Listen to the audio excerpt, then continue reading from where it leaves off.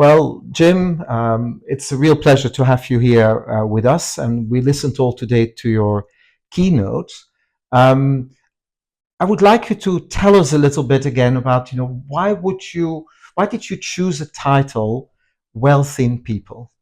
Well, I'm trying to find a way of emphasizing what I think is a kind of fundamental aspect of African society that sort of ramifies, in many different domains, in the political domain, in the economic domain, in the social domain. So I think by wealth in people, I just mean this idea that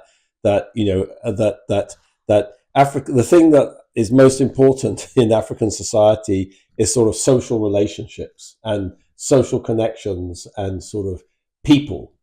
If you say wealth, if you read Thomas Piketty's book and he talks about wealth, he means like stocks and bonds and capital and houses and like material objects and physical goods.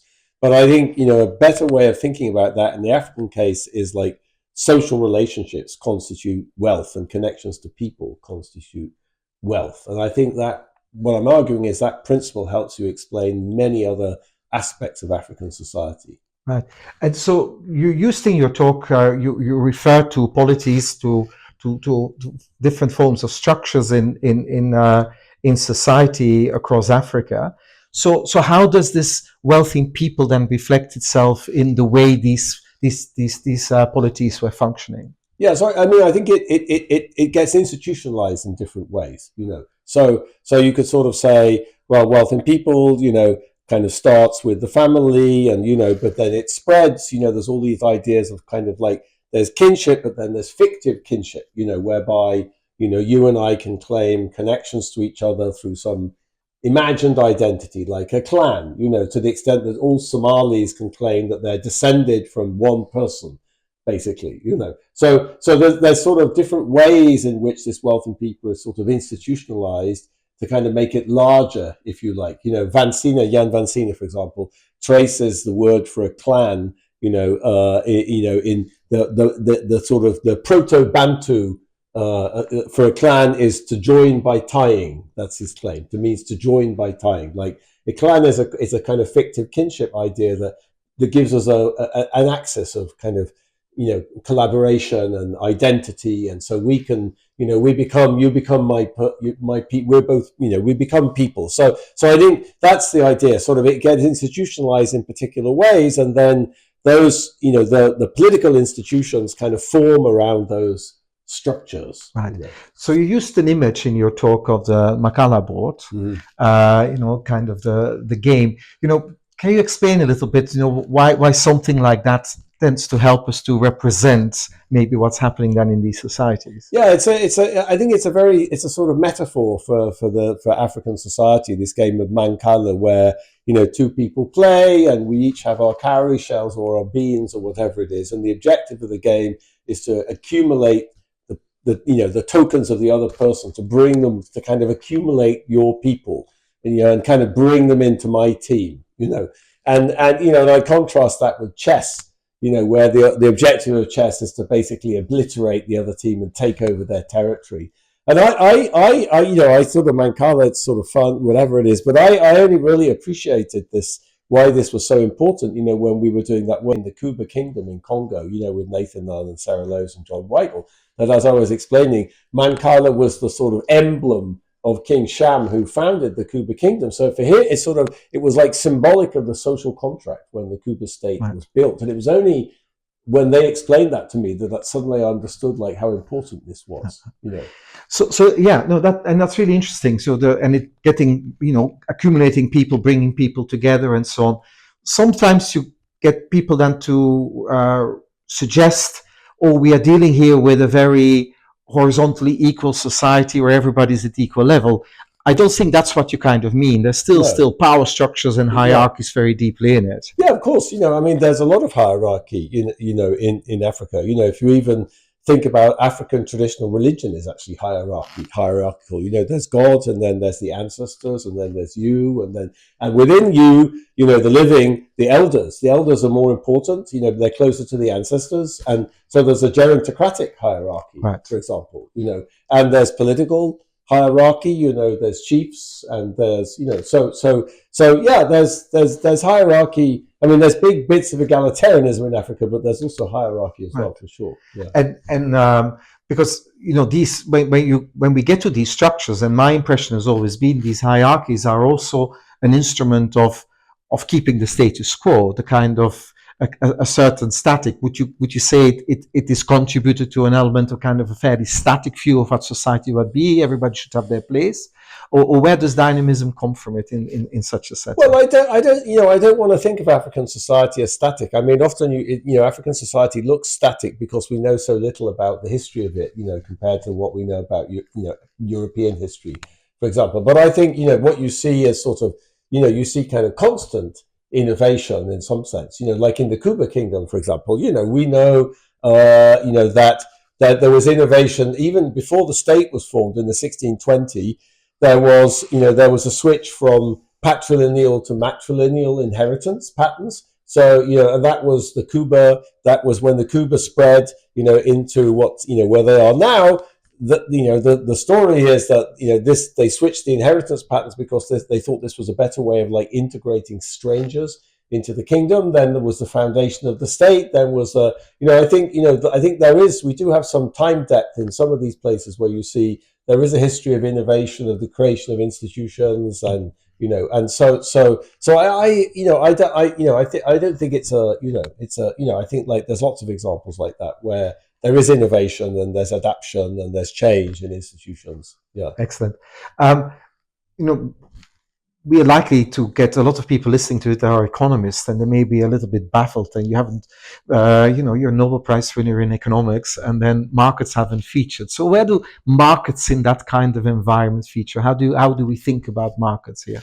Yeah, I mean, I think there's a lot of heterogeneity in pre-colonial Africa about the presence of markets. Like some places did have markets, lots of markets, East African coast, West African coast, but I think one can say that the market principle was much less, evident in historical Africa, that land, you got access to land, not through a market, but through your kinship group, labor, there wasn't really a labor market. Again, you mobilized labor through your kinship group and your networks of people. And, I think the way I've come to think about, economics in that sort of space is that, in some sense, economics is subservient to the wider goals of the society, in some sense. It's subservient to the wider goals of, wealth in people and kind of maintaining the clan and the lineage and the kinship group together. And, the way land and labor was accessed and controlled, some sense hierarchical through elites. You had to petition chiefs or whatever to get access to the land, or the elders in your lineage. That was a way of keeping that together, keeping that group together. So I think, there are markets there, but the market principle is much less evident than it, in other parts of the world. But it doesn't necessarily lead to fundamental inefficiencies around it. I remember studying in Ethiopia a lot of these informal institutions, and you could go to a village, and we're talking then basically in the 1990s, but there were about 10 different labor sharing arrangements that were there. There was no factor market there, but it was labor sharing. Similarly, about how to actually share oxen for plowing and so on. And they were all governed. And actually, our sense was always they were more efficient in some sense. I see. Because they were organized in such a way. Look, the typical problem, for example, in rural labor markets is they work generally except for during peak periods because everybody needs labor. And so there the traditional system was organized that you actually collectively started working on each other's fields, and you would go around in big groups, which sounds very similar to the kind of examples that you described. Absolutely. I'm sort of agnostic on this case of efficient or inefficient. I mean, I mentioned this work by Marcus Goldstein and Chris Udry, where like somehow these traditional agrarian institutions in Ghana seem to be very inefficient from a productivity point of view. And I think I've also discovered that in my own work, actually, these examples of kind of what I call trade-offs, meaning, we want to organize society like this, and this is the reason we want to organize it, but, maybe it's not completely efficient economically, albeit there are these other examples. This kind of thing. So, okay, so when we get to this description of pre-colonial Africa, so kind of what you described in terms of the society where wealth is defined largely in terms of people, markets not that much developed. Of course, then we have massive disruption happening, including Yes. through Yes. colonialism and to Yes. slave trade. Yes. So how do you look at that?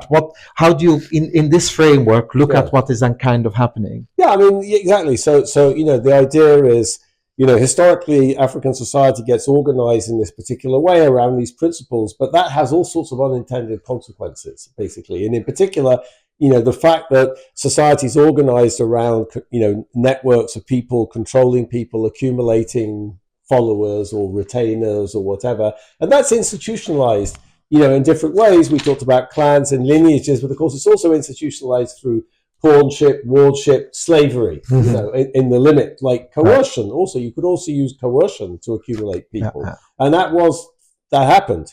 So I think that makes Africa extremely vulnerable. When suddenly this world market for slaves appears, and suddenly people come with money and like consumer goods that are very valuable you've never seen before. Who do you sell off?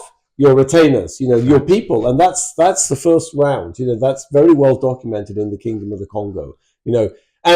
But you only do that if you thought you could replace them from somewhere else, and that's where this story about the very fragmented political geography of Africa comes in. Because in the Kingdom of the Congo, what happens is the King of the Congo and the elites sell off all their slaves. What do? They raid the south to the Ubuntu to kind of replenish their people, Right. So, and then you see, okay, now they go up to Malebo Pool, where they try to acquire more people, and then you see the whole thing rippling right up the Congo River, So I think Africa becomes very vulnerable to this kind of massive non-cooperative equilibrium where you sell off your people, but you think you can replenish your people from somebody else. But of course, everybody thinks that in equilibrium, you can't do it. So, and then, okay, then clearly, well, and definitely fortunately, this form of colonial times disappeared over time.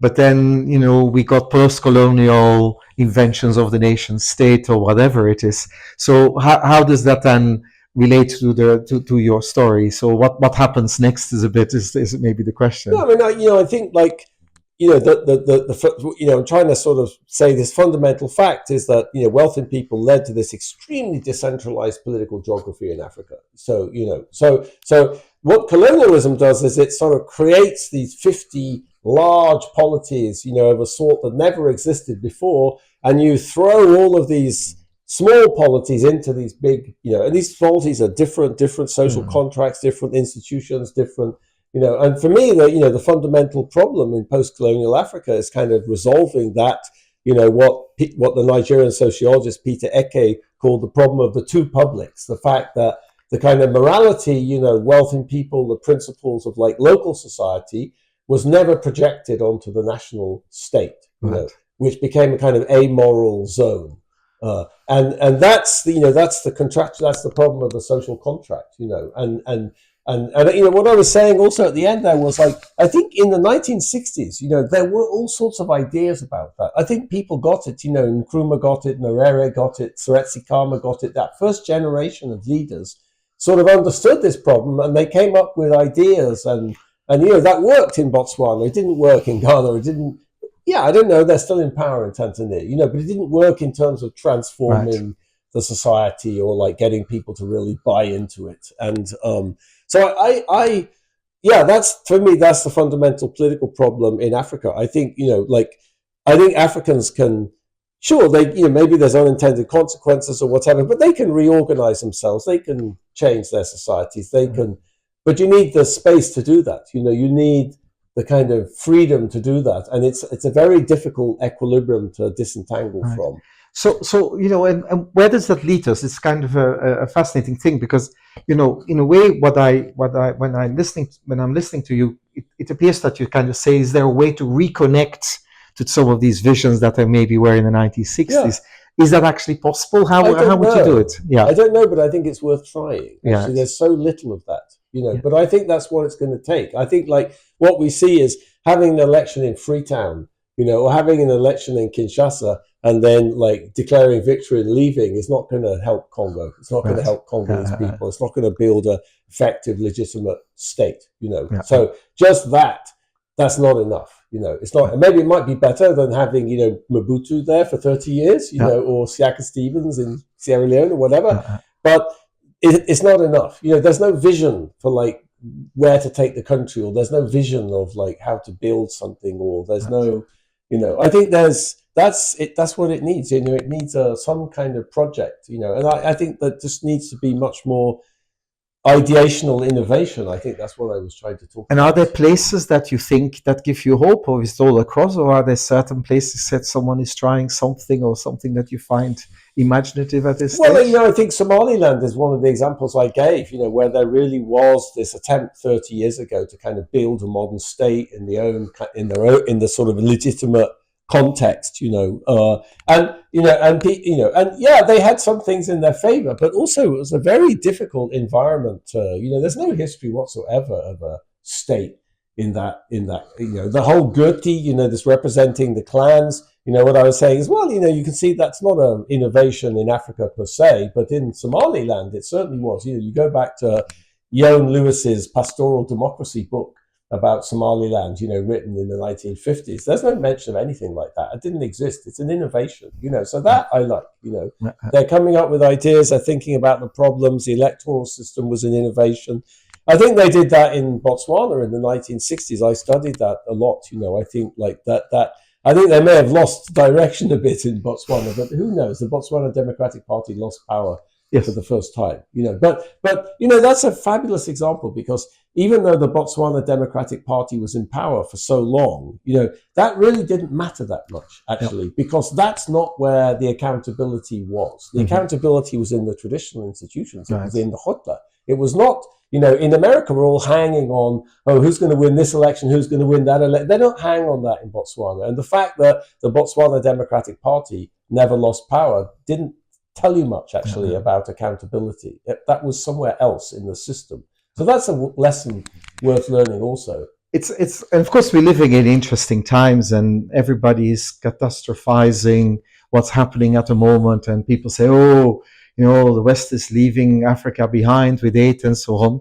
So from this perspective that you build up your story, what do you have to say on any of this kind of thing, what's happening with, say, collapsing of aid relationships and so on?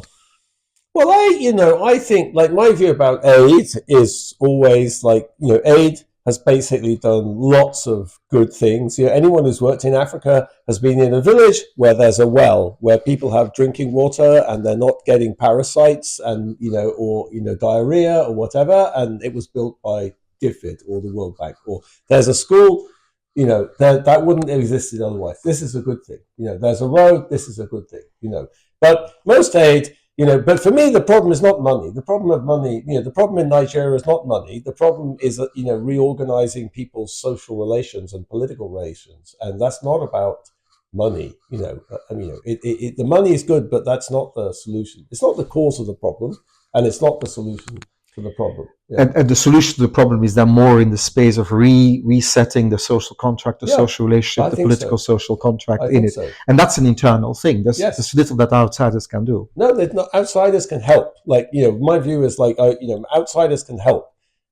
Everyone needs help. Outsiders can help. We can give advice. We have ideas. We can but ultimately that's the Africans who have to solve that problem. Right. The reason that Botswana, there's a great story in the early 1960s that the British Governor General of Botswana hired this Professor Cowan, who was a constitutional lawyer at the University of Cape Town, to come and write a constitution for Botswana. And Seretse Khama said, like, send that guy back to Cape Town. We don't want that guy. We're going to write the constitution. We don't want that guy. We don't send him back to Cape Town. Like, very good. Yeah. Yes. No, it would be good, and I think I can think of quite a few people that should be sent back from Africa that are coming out of Western institutions. But you paint in some sense a very positive, or at least hopeful, a kind of a story of potential on the continent. Absolutely. Most people would always like to end up, even if they try not to say it, they would use words like Africa is underdeveloped or whatever. So how would you put it then, actually? Africa is differently developed. I think Africans historically were trying to do different things, and they achieved them, in many ways. They achieved them. That's what I was trying to, explain. Sure, that had lots of unintended consequences, in other dimensions that they would never have anticipated. But I think once you start from that perspective, you see Africa in a completely different light. Yeah, I like this a lot. Africa is not underdeveloped, but Africa is differently developed. So Jim Robinson, thank you very much for sparing some time with us. It's been fascinating. It's been awesome. Yeah. Thank you. Thank you. My pleasure.